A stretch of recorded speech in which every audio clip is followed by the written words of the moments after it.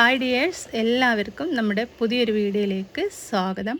രാവിലത്തെ തിരക്കും ചായ കുടിയൊക്കെ കഴിഞ്ഞതിന് ശേഷം ഇന്നത്തെ വീഡിയോ നല്ലൊരു കാച്ചെണ്ണയുടെ വീഡിയോ ആണ്, റെസിപ്പി അല്ല കേട്ടോ.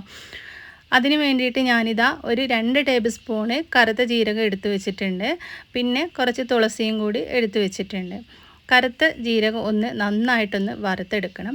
കുഞ്ഞു കുട്ടികൾക്ക് മൂക്കൊക്കെ അടഞ്ഞിരിക്കുന്ന സമയത്ത് ഈ ഒരു കറുത്ത ജീരകം കിഴി കെട്ടിയിട്ട് മൂക്കിൽ ഇങ്ങനെ മണപ്പിച്ചിട്ടുണ്ടെങ്കിൽ പെട്ടെന്ന് തന്നെ അടഞ്ഞ മൂക്ക് തുറക്കുന്നതായിരിക്കും. വലിയവർക്കും ഏറ്റവും നല്ലതാണ് കേട്ടോ. ജലദോഷമൊക്കെ പിടിച്ചിട്ട് നമ്മളെ മൂക്കൊക്കെ അടഞ്ഞിരിക്കുമല്ലോ, ആ ഒരു സമയത്ത് ഈ ഒരു നല്ലൊരു ഗ്യാസാണ് ഈ ഒരു കറുത്ത ജീരകം വറുത്തെടുക്കുമ്പോൾ. ആ ഒരു മണം കിട്ടുമ്പോൾ തന്നെ നമ്മുടെ അടഞ്ഞ മൂക്കൊക്കെ തുറന്ന് കിട്ടുന്നതാണ്. ജീരകം വറുത്തെടുത്ത പാനിലേക്ക് തന്നെ തുളസി ഇലയും നമ്മൾ ഒന്ന് വറുത്തെടുക്കുന്നുണ്ട്. ജീരകം ആ ഒരു സമയത്ത് നമ്മൾ ഇതുപോലെയാണ് കേട്ടോ കിഴി കെട്ടിയിട്ട് നമ്മുടെ കുട്ടികൾക്കും വലിയവർക്കൊക്കെ കിഴി കെട്ടിയിട്ട് നമ്മളൊന്ന് മണത്ത് നോക്കിയിട്ടുണ്ടെങ്കിൽ അടഞ്ഞ മൂക്കൊക്കെ തുറക്കാനായിട്ട് ഈ ഒരു കിഴി സഹായിക്കും.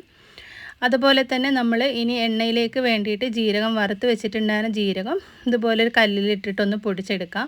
നന്നായിട്ട് വറുത്തത് കൊണ്ട് പെട്ടെന്ന് തന്നെ അത് പൊടിഞ്ഞ് കിട്ടുന്നതാണ്. തുളസി ഇല നമ്മൾ നന്നായിട്ട് നോക്കണം, എട്ടുകാലിയോ അല്ലെങ്കിൽ വേറെ എന്തെങ്കിലും പുഴുക്കളൊക്കെ ഉണ്ടോ നോക്കിയിട്ട് വേണം നമ്മൾ നല്ല വൃത്തിയായിട്ട് അതിൻ്റെ ഇലകൾ പറിച്ചെടുക്കാനായിട്ട്. ജീരകം വറുത്ത് പൊടിച്ച് മാറ്റി വെച്ചിട്ടുണ്ട്. ഇനി ഈ ഒരു തുളസി ഇലയും പെട്ടെന്ന് തന്നെ ഇത് നന്നായിട്ട് മുരിഞ്ഞ് വരും കേട്ടോ. ഈ ഒരു സമയത്ത് ഫ്ലെയിം ഓഫ് ചെയ്തിട്ട് ഇതും നമുക്ക് ഈ ഒരു കല്ലിലേക്ക് വെച്ചിട്ട് ഒന്ന് പൊടിച്ചെടുക്കാം.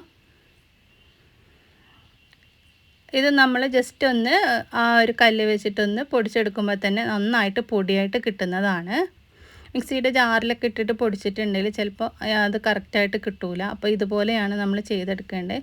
ഇനിയിപ്പോൾ ഇതുപോലത്തെ കല്ലില്ലാന്നുണ്ടെങ്കിൽ മിക്സിയുടെ ജാറ് നന്നായിട്ട് തുടച്ചെടുത്തിട്ട് അതിൽ വെള്ളത്തിൻ്റെ നനവൊന്നും ഇല്ലാന്ന് ഉറപ്പ് വരുത്തിയിട്ട് അതിൽ പൊടിച്ചെടുത്താൽ മതി. ഇത് രണ്ടും പൊടിച്ചെടുത്തിട്ടുണ്ട്. ഇനി ഒരു 1.5 ടേബിൾ സ്പൂൺ കുരുമുളകാണ് ഞാൻ എടുത്തിട്ടുണ്ടായിരുന്നത്. അതും കൂടി ചൂടാക്കിയിട്ട് ഒന്ന് കല്ലിലേക്ക് ഇട്ടിട്ട് നന്നായിട്ടൊന്ന് പൊടിച്ചെടുക്കുന്നുണ്ട്. ഇത് നമുക്ക് തലയിൽ കുളിക്കുന്നതിന് കുറച്ച് മുന്നേ തലയിൽ തേക്കാം. അതുപോലെ തന്നെ കുട്ടികൾക്കും തേച്ച് കൊടുക്കാം. നീരിറക്കം ഒരിക്കലും ഉണ്ടാവില്ല കേട്ടോ. കരിഞ്ജീരകം നല്ലൊരു ഹോം റെമഡിയാണ്, എല്ലാവർക്കും അറിയുന്നതാണല്ലോ. ഒരുപാട് ഗുണങ്ങളുള്ള ഒരു സീഡാണ് കരിഞ്ജീരകം. ഇനി പൊടിച്ചെടുത്തിട്ടുള്ള ഈ ഒരു 3 കൂട്ട് നമ്മൾ നല്ലെണ്ണയാണ് എടുത്തിട്ടുള്ളത്. നല്ലെണ്ണയിലേക്ക് നമ്മൾ ആ കുപ്പിയിലേക്കാണ്ട് ഇട്ട് കൊടുക്കുകയാണ്. എന്നിട്ട് നന്നായിട്ട് കുലുക്കിയതിന് ശേഷം വേറൊരു ബോട്ടിലാക്കി വെക്കണമെന്നുണ്ടെങ്കിൽ ആക്കി വെക്കാം, ഇല്ലെങ്കിൽ ഇതേപടി നമ്മൾ തലയിൽ തേച്ചാൽ മതി. തലയിൽ തേക്കാനായിട്ട് നമ്മൾ ഈ ഒരു എണ്ണ കുറച്ചേ ഉള്ളെങ്കിൽ കുറച്ചും കൂടി എണ്ണ അതിലേക്ക് ഒഴിച്ചിട്ട് നന്നായിട്ട് ആ പൊടികളൊക്കെ ഇട്ട് കൊടുത്തിട്ട് ഒന്ന് മിക്സാക്കി കൊടുത്താൽ മതി. ഇനി നമ്മളിതിൽ എണ്ണ കുറവാണെങ്കിൽ കുറച്ചും കൂടി എണ്ണ ഒഴിച്ചാൽ മതി. നമ്മൾ കുറേ മിക്സാക്കി പൊടി ഇട്ടിട്ടുണ്ടല്ലോ, അപ്പോൾ എണ്ണ കുറവാണ് കേട്ടോ ഇതിൽ ഇനിയിപ്പോൾ ഞാൻ ഇച്ചിരി കൂടി എണ്ണ ഒഴിക്കുന്നതാണ്. അങ്ങനെ നമ്മൾ എണ്ണ റെഡിയായി കിട്ടിയിട്ടുണ്ട്. നീരിറക്കം വരാണ്ടിരിക്കാനും നീരിറക്കം മാറാനൊക്കെ പറ്റിയിട്ടുള്ളൊരു ഹോം റെമഡി ആയിട്ടുള്ള നല്ലൊരു എണ്ണയാണ്. അപ്പോൾ എല്ലാവരും ഇതുപോലെ ഒന്ന് ഉണ്ടാക്കി നോക്കുക കേട്ടോ. അപ്പോൾ ഈ ഒരു വീഡിയോ ഇഷ്ടമായിട്ടുണ്ടെങ്കിൽ ലൈക്ക് ചെയ്യാൻ മറക്കരുത് കേട്ടോ. നിങ്ങൾക്ക് അറിയാത്തവർക്ക് വേണ്ടിയിട്ടാണ് ഇത് ഷെയർ ചെയ്തിട്ടുള്ളത്. അപ്പോൾ എല്ലാവരും ഒന്ന് ട്രൈ ചെയ്ത് നോക്കണേ. നാളെ നമുക്ക് മറ്റൊരു വീഡിയോയുമായിട്ട് വീണ്ടും കാണാം.